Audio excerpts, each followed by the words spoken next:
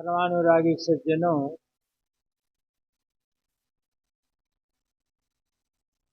श्रद्धा मूर्ति देवी।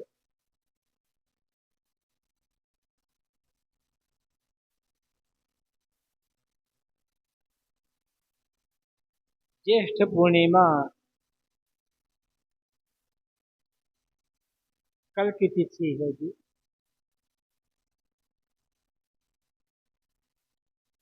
और ज्येष्ठ पूर्णिमा को पूरे भारत में, भारत के बाहर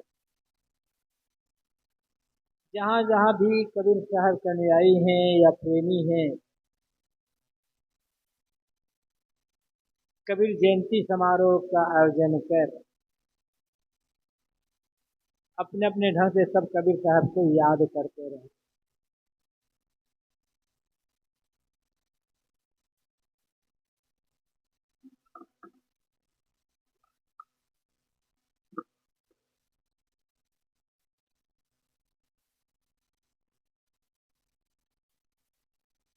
कबीर साहब कौन थे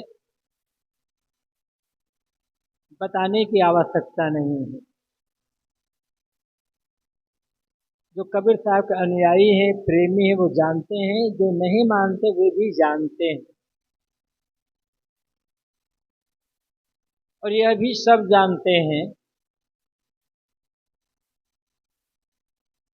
कि कबीर साहब ने जो कुछ कहा पूरी तरह से निष्पक्ष होकर के कहा।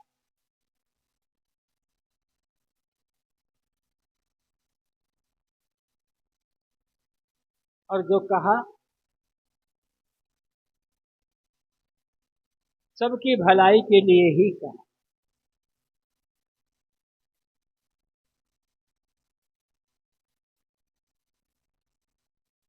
सब जानते हैं कि कबीर साहब ने लिखा नहीं है, कहा है, बोला है।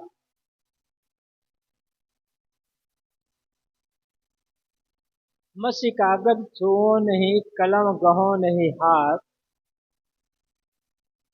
चारी युग का महात्म कबीर मुख ही जनाई बात। साहब कहते हैं, मैं स्याही और कागज कलम छूता नहीं हूं, किंतु सभी समय में जिस सत्य की प्रतिष्ठा रही है, सभी समय में लोगों के लिए जो कल्याणकारी बातें रही है, वही बातें मैं बोल करके बता रहा हूं।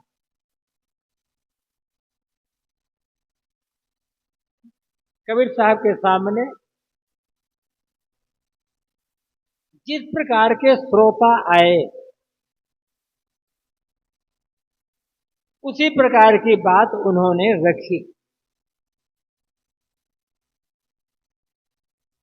जब पुरोहित पंडितों से बात करते हैं, ब्राह्मणों से बात करते हैं, तो वो भिन्न ढंग से बात करते हैं। मुल्ला मौलवियों से बात करते हैं तो भिन्न ढंग से बात करते हैं, उन्हीं शब्दावली में।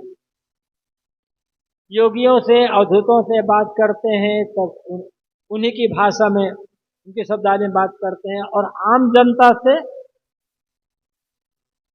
उनकी भाषा में, उनकी शब्दावली में बात करते हैं। और इसीलिए कबीर साहब की वाणी सर्वग्राह्य होती चली गई।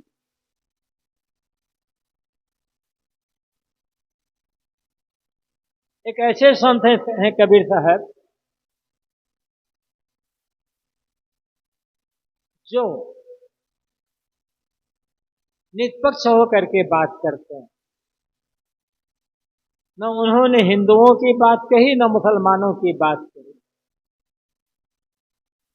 न ब्राह्मणों की बात कही, न जिन्हें शूद्र कहा जाता है, दलित शोषित, उनकी बात कही। उन्होंने बात कही मानव मात्र के लिए। कबीर साहब की दृष्टि में जितने भी मनुष्य हैं, सब मात्र मनुष्य हैं। क्योंकि आदमी का बच्चा आदमी होकर ही जन्मता है। हिंदू मुसलमान ब्राह्मण शूद्र होकर के नहीं जन्मता। मूल बात साहब कहते हैं हिंदू बनना सरल है, मुसलमान बनना भी सरल है। योगी, त्यागी, तपस्वी, साधु, गृहस्थ,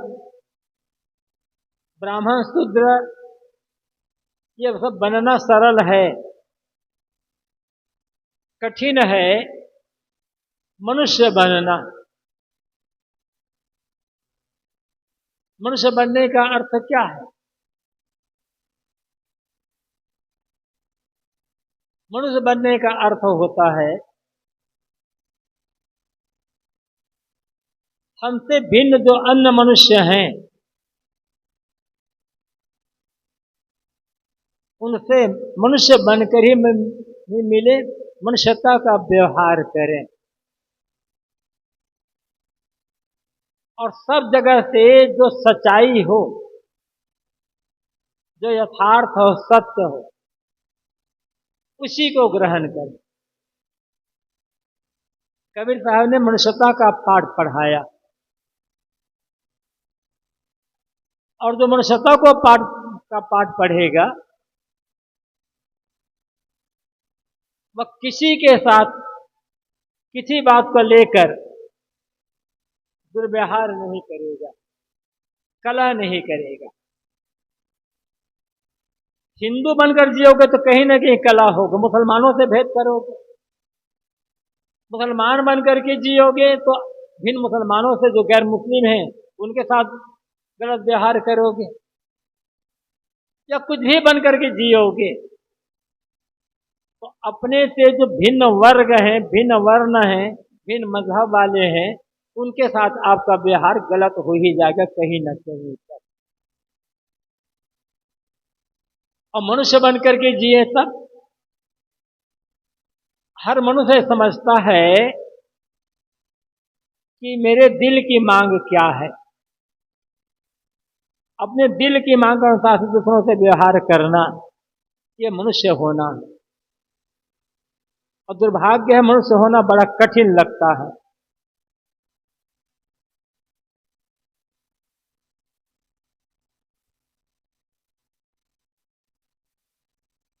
सदगुरु कबीर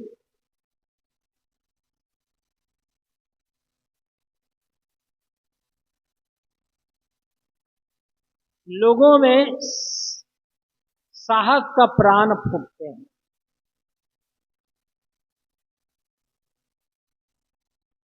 वे कहते हैं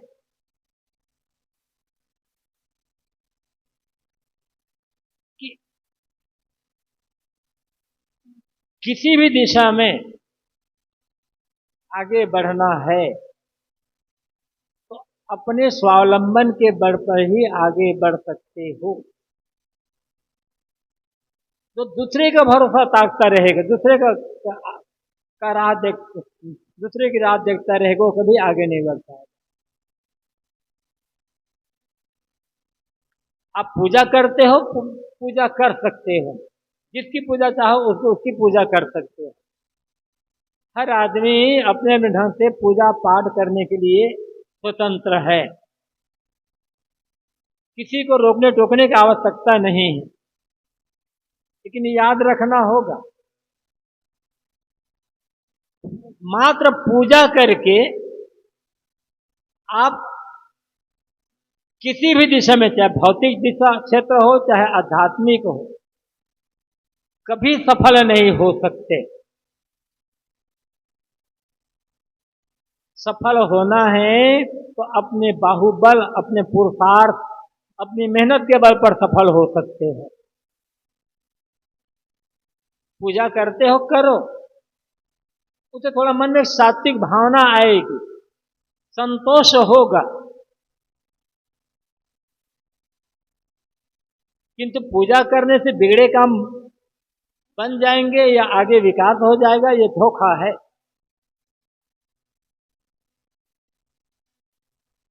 कबीर साहब के पहले क्या था, क्या नहीं था, आज क्या हो रहा है, इन बातों पर बहुत चर्चा करने की जरूरत नहीं है।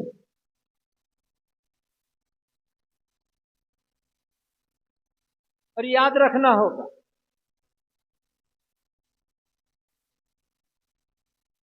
जब तक आदमी स्वयं का बल नहीं होगा, उसके पास आत्मबल नहीं होगा, स्वयं का पुरुषार्थ नहीं होगा, स्वयं आदमी साहब प्रयत्न नहीं करेगा, तब तक कोई देवी देवता आपका उद्धार नहीं कर सकता है। लोग कहते रह गए 33 करोड़ देवता,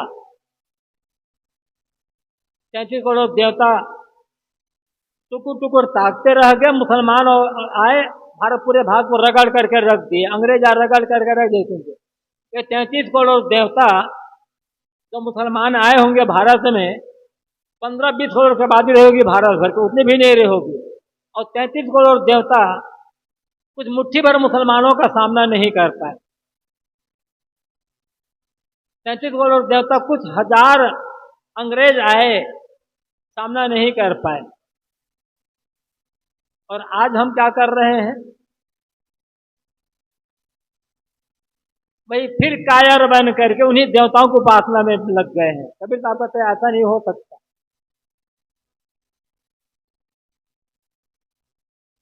हकीकत को समझना पड़ेगा।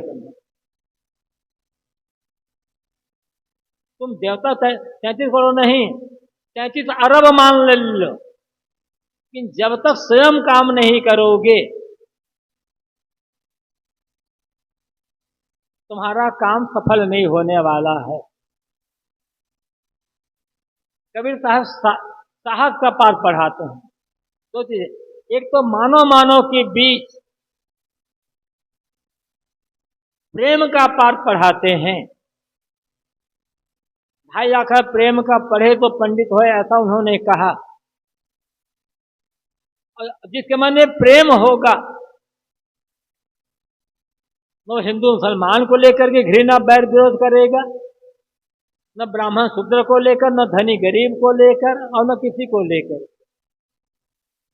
जिसके मन में प्रेम होगा वो बैर विरोध का व्यवहार कैसे करेगा, छल कपट का व्यवहार कैसे करेगा।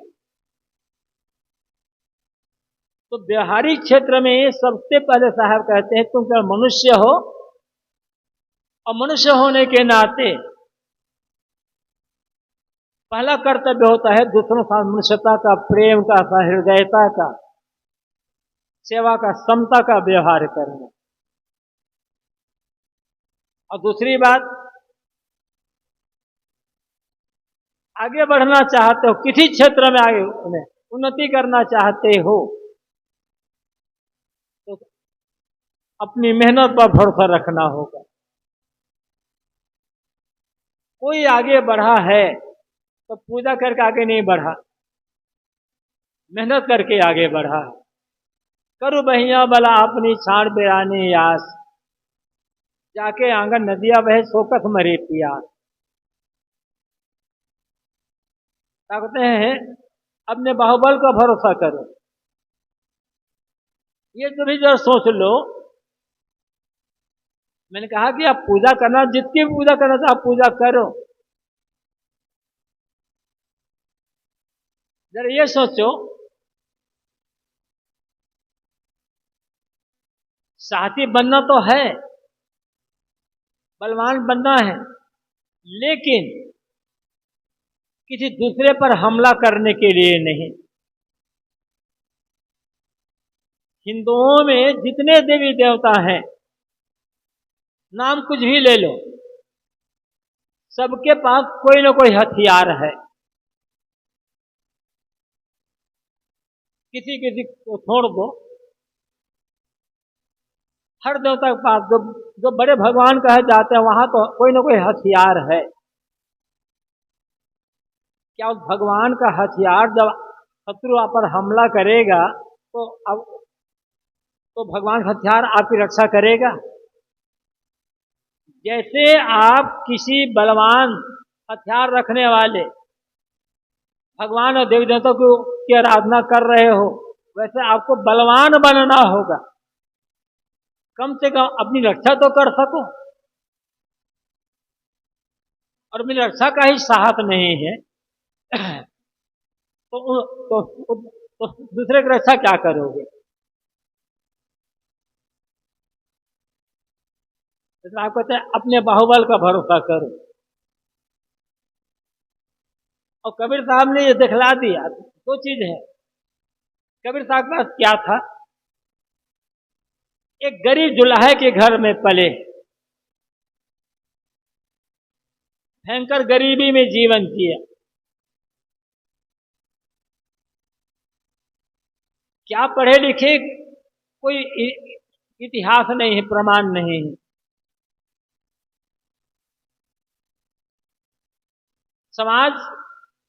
समाज ने साथ दिया ही नहीं उनका शुरू में। तो न हिंदुओं ने साथ दिया, न मुसलमानों ने साथ दिया। आगे चल करके गरीब जनता उनके साथ हुई, जरूर उनके पक्षधर हुए लेकिन समाज ने क्या दिया? न कोई परंपरा उनके पास है, न कोई देवी देवता उनके पास है, न कोई बेसात पुराण उनके पास में है। कबीर साहब के पास था आत्मबल, था सत्य बल, था अपने साहस का बल, था विवेक का बल। कबीर साहब हर उस व्यक्ति के लिए आदर्श है, सहारा है, संबल है, जो आगे बढ़ना चाहता।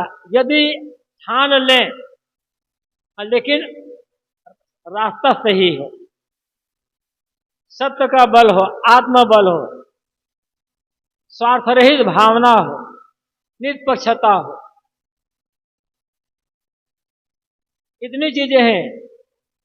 निस्वार्थ भाव, निष्पक्षता,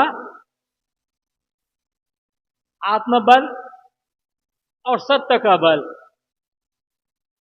यदि ये चार है तो दुनिया की कोई शक्ति, दुनिया की कोई ताकत आपका रास्ता रोक नहीं सकती है। कबीर साहब ने चल करके दिखाया है। हम कबीर साहब के गुण तो गाते हैं, लेकिन स्वार्थ से घिर जाते हैं, किसी पक्षपात में पड़ जाते हैं। आत्मबल है ही नहीं, न साधना का बल है, न चरित्र का बल है, न कर्म का बल है। इसलिए कबीर साहब के गुण गाते हुए भी दूसरे सेवा करना तो दूर, हम अपनी रक्षा नहीं कर पा रहे हैं। न मन में संतोष है, न शांति है। क्यों ऐसा हो रहा? क्या आदर्श हम दिखला रहे हैं? कबीर साहब को गाते हुए भी कोई आदर्श हमारे पास नहीं है। कबीर साहब को मानने का अर्थ क्या होता है? कबीर साहब को गाने का अर्थ क्या होता है? निष्पक्षता, निस्वार्थता, सब तरफ भीतर बाहर एक, भीतर कुछ हो, बाहर कुछ हो। कबीर साहब जीवन भर कर्मशील रहे हैं। वे खाली कहीं वो बैठ करके रहे नहीं एक जगह, जीवन भर घूमते रहे।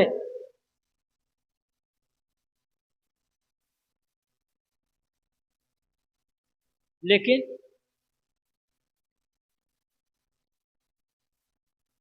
अब घूमने वाला आदमी तो कर्म तो करेगा करेगा, लेकिन किसी से कुछ चाहे नहीं।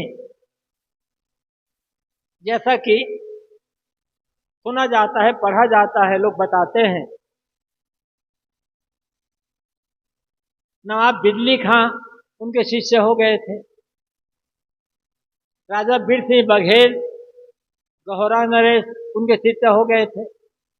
चाहते तो बड़ा सा मठ बनवा लेते, आराम की जिंदगी जी सकते थे। न तो बिल्ली खां पठान से कुछ मांगे और न ही बीर सिंह बघेल से कुछ मांगे। गरीबी में जिए। मन लागो मेरे यार फकीरी में, जो सुख हुई है राम भजन में, सो सुख ना है अमीरी में। जीवन भर गाते रह गए। इसलिए पूजनीय हुए साहब।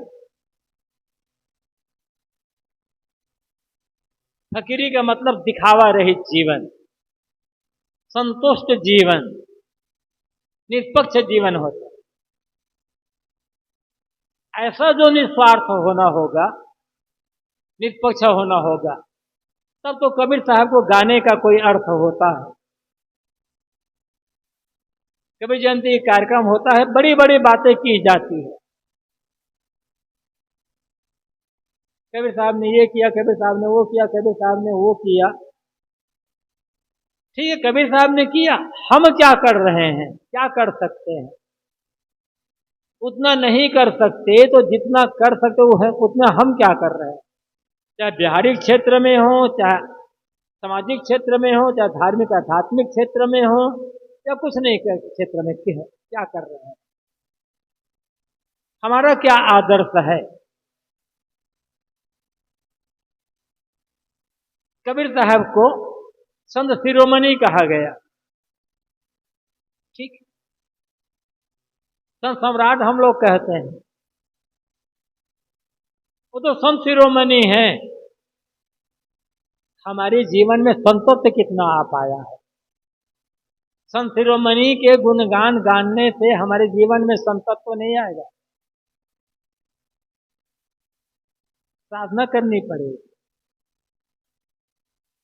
अपने को मांगना पड़ेगा। कबीर साहब कहते हैं, यह मन तो निर्मल भया जैसे गंगा नीर, पाछे पाछे हरि फिरे कहत कबीर कबीर। साहब कहते हैं कि मेरा मन निर्मल हो गया, गंगा पानी के समान। मुझे भगवान नहीं खोजना पड़ता, भगवान मुझे खोजता है। ये कहने का ढंग है। हमारा मन कितना निर्मल है ये सोचना पड़ेगा। कबीर साहब को इतना अखंड आत्मविश्वास था अपने ऊपर, अपनी साधना पर, अपने ज्ञान पर, अपनी भक्ति पर, अपने आत्मस्थ पर, कि ऐसा कहने वाला बहुत मुश्किल। साहब की साखी है, माला जपूं न कर जपूं, जिभ्या कहूं न राम, सिमरन मेरा हरि करे मैं पाऊं विश्राम। ये कौन कह सकता है? लोग तो कहते हैं भगवान को सिमरन करो, भगवान का भजन करो, भगवान का स्मरण करो, भगवान का भजन करो, भगवान की स्मरण करोगे तो तुम्हारा बेड़ा पार होगा। साहब आप क्या कहते हैं? सिमरन मेरा हरि करे। मैं भगवान को सिमरन नहीं करता, भगवान मेरा सिमरन करता है। ये भी तरीका कहने का। माला जपूं न कर जपूं, जिभ्या कहूं न राम, सिमरन मेरा हरि करे मैं पाऊं विश्राम। इतना अखंड साहस ऐसा कहने वाला अद्वितीय है कभी? क्या हमें वो आत्मविश्वास है? और आत्मविश्वास कैसे आएगी? आत्मविश्वास आएगा कैसे? जब भीतर बाहर एक होगा तब। जब हमारे कर्म निर्मल होंगे, मन में कोई छल कपट नहीं है, शुद्ध मन। मैं कहा कि कथनी करने की एकता, कुछ भी मत करो, चाहे आप गृहस्थी में रहते हो, चाहे विरक्ति में रहते हो, तो कुछ भी मानते हो, कथनी और करने की एकता, बस। जो हम मानते हैं, जानते हैं, वैसा आचरण, जो कहते हैं वैसा जीवन, बाहर भीतर एक। ये बाहर भीतर एक हो जाना, कथनी करनी का एक हो जाना, मानव मात्र के लिए प्रेम, करुणा, समता, भाईचारा का व्यवहार हो जाना, ये कबीर जयंती मनाना होगा। जिस कबीर साहब के बारे में लंबी लंबी बातें कहना कबीर जयंती मनाना नहीं होता है। बातें तो बहुत हो चुकी है और होती रहेगी। हमारे अपने जीवन में क्या परिवर्तन आया, हमारी कथनी करने में कितनी एकता आ रही है, हमारा मन कितना निर्मल हो रहा। विचारणीय प्रश्न यह है, कम से कम कबीर जयंती के अवसर पर हम ये तो विचारें। अपने को हम कबीर अनुयायी कहते हैं, कबीर प्रेमी कहते हैं, कबीर के रास्ते पर चलने वाला कहते हैं, कबीर को अपने इष्ट भी मानते हैं। कबीर साहब के जीवन में जो जो गुण थे, जिन जिन विशेषताओं के कारण कबीर साहब महान हुए और उनकी महानता से बीच कर हम कबीर साहब का अनुयायी बने, उनमें से कौन सी विशेषता कितनी मात्रा हमारे जीवन में आई, इस बात पर चिंतन करने की जरूरत होती है। और थोड़ी विशेषता आई तो कबीर जयंती मनाना सार्थक हो जाएगा। आज तो पूर्व संध्या है, कबीर साहब के विचारों पर, उनके पर कल विस्तार से चर्चा होगी।